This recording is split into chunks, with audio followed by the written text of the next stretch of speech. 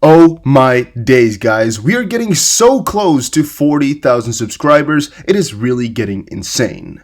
But to celebrate that, if we hit 40,000 subscribers today, I'm going to be hopping onto a live stream and giving away 400 XRP to 3 different people. That is a total of 1,200 XRP. It's going to be insane. So make sure you press the like button on this video. Make sure, of course, you are subscribed, and make sure you put something in the comment section down below, because that is going to be your entry ticket.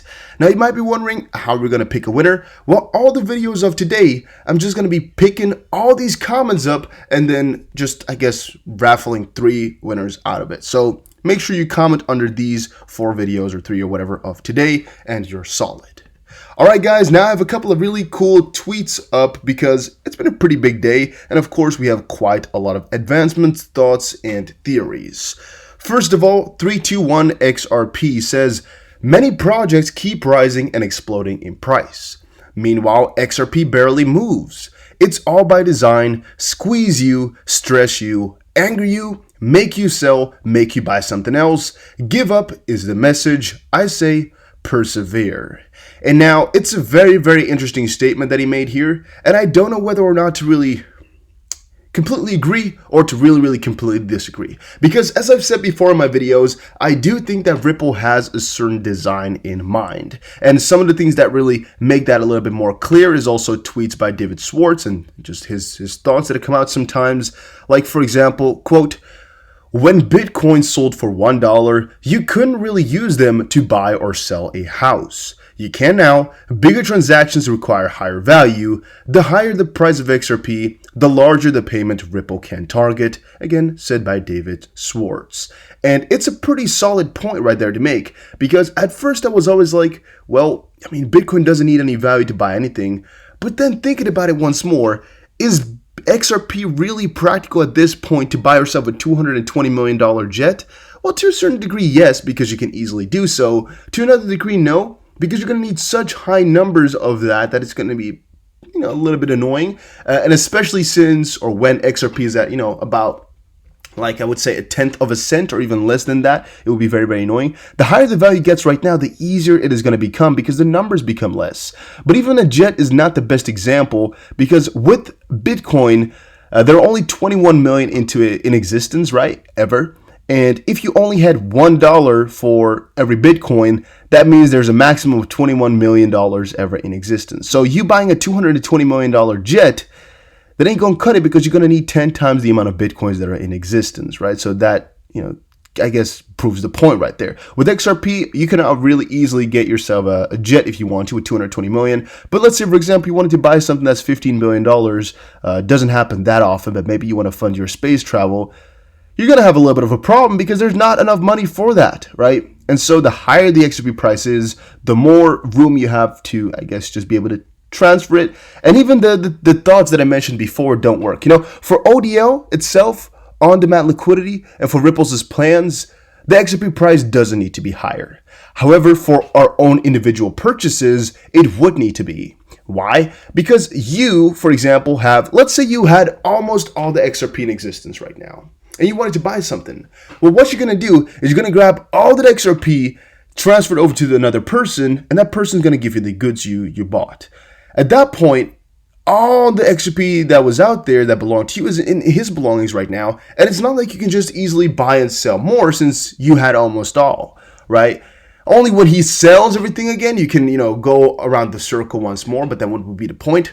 It's more so about, with ODL, it's like they want to go from dollars to euros, so they just sell their dollars for XRP and then transfer the XRP to euros, meaning that XRP is freed up just almost instantly within 3 seconds again. With these bigger purchases, that's not the case, and thus there's still a little bit of room to grow for XRP before it can really take up all the payments necessary, because I don't know what the household spendings would be, but let's say everybody were to hold right now, people don't really sell their XRP anymore to exchanges, they just transact it with each other.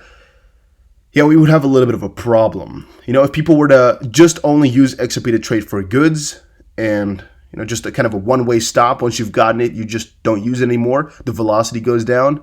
Yeah, we would have a little bit of a problem going on there. And the same doesn't really apply to US dollars because they would just get more, and there's always enough. It's really, really difficult to achieve that same thing. However, the point he made here is as well that they want to deliberately keep the price low. All right, and it's something I can agree with as well to a certain point, or at least keep it not so volatile, or just keep it on the low. I would say a lot of the partners, they would prefer if XRP were to be low, right? Because they can easily then get in. If XRP were to be at $30 already right now, and Ripple hasn't gotten their main adoption just quite yet, it's going to be a lot more difficult to fund their other parties with XRP, all right? It's going to be easier to fund them with dollars, but harder with XRP. And I think for that reason, they prefer it at this point. Also, maybe they're going to get more attention if XRP goes up than they would want at this point. I think they're building up piece by piece, and they want to get the full spotlight whenever they really are at a point where they can just, use it all, utilize it to their advantage. So that's why, again, I can agree that at this point, they're not completely ready for it all. However, are they trying to squeeze you, stress you, anger you, make you sell, or buy something else? I don't really think so. I think that's mostly just whales who are trying to do that. But the design of XRP, how it's made from the founders and all of that, I don't think that was their design to ever do. That's just my thoughts. Again, if you don't agree, you can let me know. And again, this was just what we said. Higher prices would be nice. And by the way, that comes from David Schwartz himself. No jokes, guys. I also have it in the bookmarks here. One of the quotes I only have here is exactly why XRP would be better at a higher price. It's said right here. Gregor KN said on Twitter, "Can we get some volume on XRP, please? Or will it once more roll down and fall like a bunch of rocks in the abyss of 20s and 10s? And that's, again, the fact for you guys that a lot of people are wanting XRP to skyrocket right now, would want some more just perseverance from their other holders that it's alive, And all I can say about that is just wait it out. Just stay chill, because eventually we will get there. It's not really a rush, because all the volume right now, it's already a ton. It's already still in the top, so it doesn't really matter. And all it can do right now is just make it fluctuate more. All right, if it wanted to go up, it would get there. And all moves right now are sustained, even though it might be lower volume. I mean, people know what they want. And right now, it's mostly a Bitcoin play, I would say. Chainlink is one of the exceptions that's really gotten its own play together with VeChain. But the rest of these coins are just following mostly what Bitcoin is doing. And so XRP is following that road as well. It's gotten a little bit more down than the rest, than Bitcoin and such. But I think that's just within margins still of following Bitcoin. And thus, I don't know if more volume would really help or do something for it, really. Then Stetis just came out with a really, really cool infographic. I don't know if he just made this just now or if he has had this for a very long time, but it's a very cool infographic explaining more about the XRP ecosystem and literally everything that it entails. So here's what it looks like. You have the the top left, money transfer. You can see a lot of the companies, banks that it's working with. You can see some of the companies, blockchain/DeFi that's going on, payments, exchanges for ODL, that is, micropayment providers, crypto cards.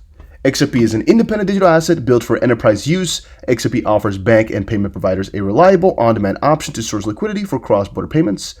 And then we have Spring, open development platform for money, and a couple of the things that they have funded.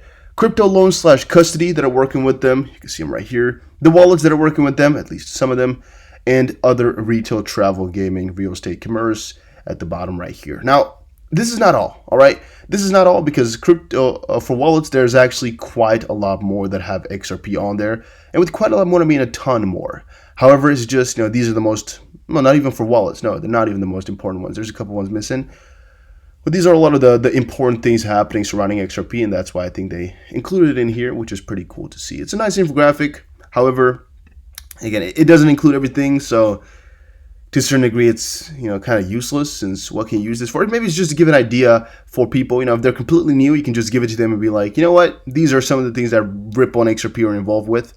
So, take a look and see if you know something. And if you do, again, you know what it is up about or what it is about and things like that. Maybe something along those lines. XRP will be one of the few crypto to actually survive, says Pantera CEO. Here is why.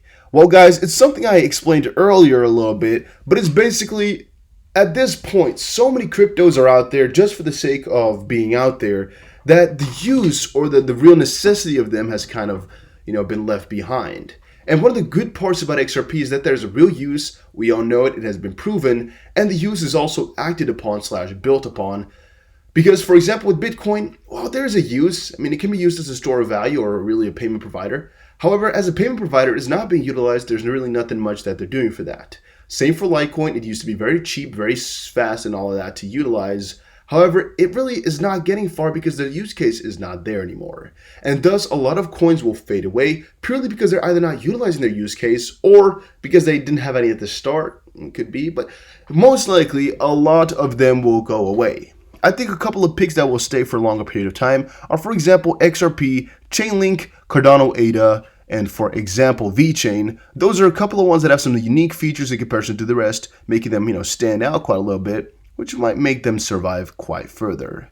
It is also debatable whether or not Bitcoin and Ethereum will survive, since they're all, I guess, how would you say that? Emancipators? No, like pioneers in their own field. So maybe. But for a future outlook, I don't see those two coins as fundamentally really strong. And for example, with Bitcoin, one of the problems is, for example, that quantum computing is also coming around, right? And we're still wondering whether or not quantum computing can actually break Bitcoin at one point in the future. Well, really, the question is not there. The question is just how long will it take for quantum computers to get there? The estimates sometimes are 40 years, sometimes 10 years, sometimes 20 years, sometimes it's 8 years, and I see a lot of different ideas coming around. Here at the bottom, quote, I think we have at least 8 years. I have very high confidence that that's at least a decade before quantum computer presents a threat, but you never know when there could be a breakthrough. I'm cautious and concerned observer, I would say. And my opinion about this is Bitcoin is really scary. All proof of work coins are scary because really, essentially, they're relying on the fact that no computer is good enough to break them. However, eventually they will come, eventually they'll take it over, and eventually your money could just be gone, just like that. And yeah, that's definitely something to consider. David Schwartz has often said Bitcoin is not the right one to go for, and I've often told you guys as well that I think he's one of the GOATs in crypto. So maybe I'm believing him. I don't really know it just quite yet. By the way, this does not mean you shouldn't be having Bitcoin, all right? That's something completely else. This is just which coins have the longevity. Which coins will stay for the next 15 years or so to really get you to that newer, higher level. I'm not talking about which coins can gain the most in a very short amount of time or which coins are really good for the next 3 months. No, that's a completely different story. I'm talking about years in the future and I guess the longer term. But alright guys, thank you all for watching this video. Hopefully you enjoyed it. Let's see if we can hit 40k subs today. It's going to be a very big reach, but let's try. Let's see if we can do it. Thank you all for watching, and I'll see you again in another crypto video.